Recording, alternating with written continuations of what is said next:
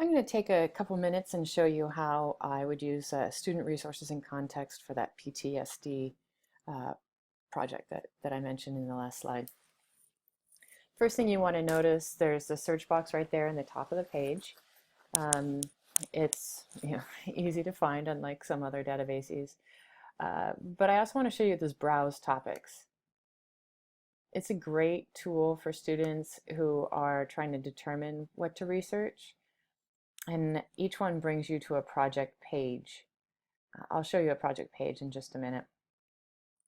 But if your students were doing a project on biomes or Emily Bronte, there's a project page set up just for that topic. So let me put in PTSD in the search box. Great. Oh, there's a topic page right there for it. So I'm going to go to it. Topic page.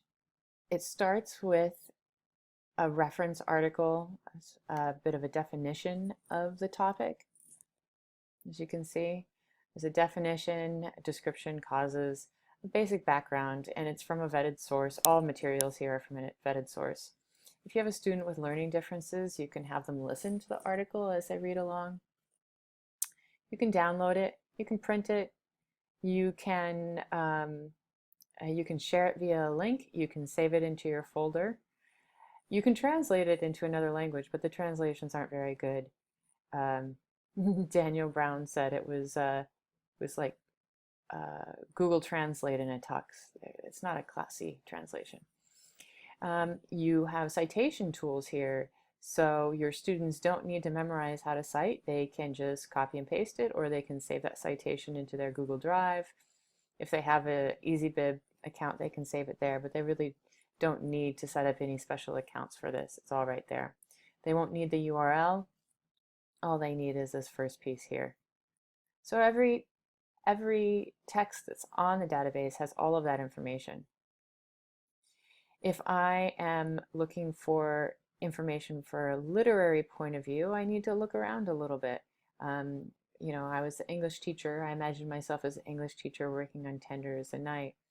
So a good place to go might be the critical essays to find some information on PTSD and literature.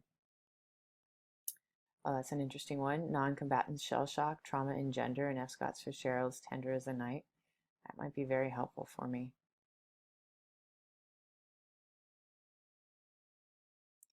If I want, I can modify this in some way.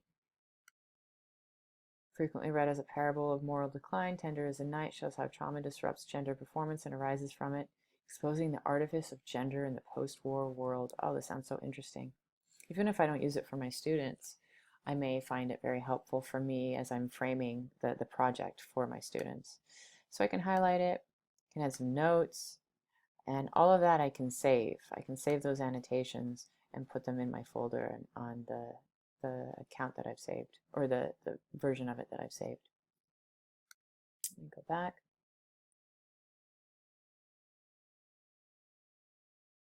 Okay, that's what we have literary-wise. Some interesting looking stuff. What about some things that may help? Ooh, I want to read everything on this page. Doesn't it all look so interesting? Study high rate of PTSD among female Vietnam War vets. Might be interesting for a psychology teacher. And I could save it in that folder. I could build that folder to share with other teachers, to share with students, to just keep the files that I want to use for myself. And I can, from that folder, send a link that connects to all the articles in that folder to the group that I'm working with. I can share via a link as well. Something I want you to notice here, the related subjects, each article has a list of key terms that are links that would bring you to other topic pages or subjects related to the topic that you're working on. So if your students are struggling, if they've chosen too narrow a topic for research, or if you just want to expand your own thoughts on a topic, you can use those links to get you to some more information, related information. Notice that we have all different types of information here. We have photographs that we can use, we have videos that we can watch, primary sources, references, um, academic journals, critical essays, a huge variety of genres of information. And if you wanted to narrow it down, you can say, you know, really, I want my students to only look at academic journals.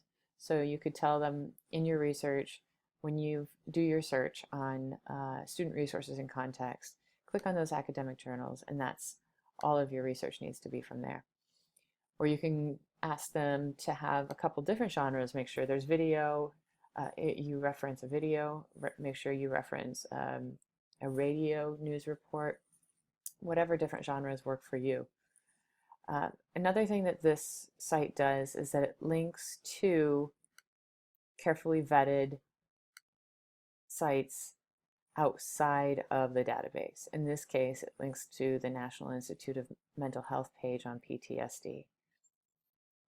And you'll just find this incredibly helpful as you're helping your students learn to use thoughtful and very academic research. It's very similar to the type of research they'll be doing on the more collegiate, the more university-like databases like EBSCOhost, etc. It's a good stepping stone towards the type of research they'll be needing to do in college. Okay, I'm going to stop this now, and the next step is for me to ask you if you have any questions about what you've just seen. I hope that viewing the screencast has been helpful for you.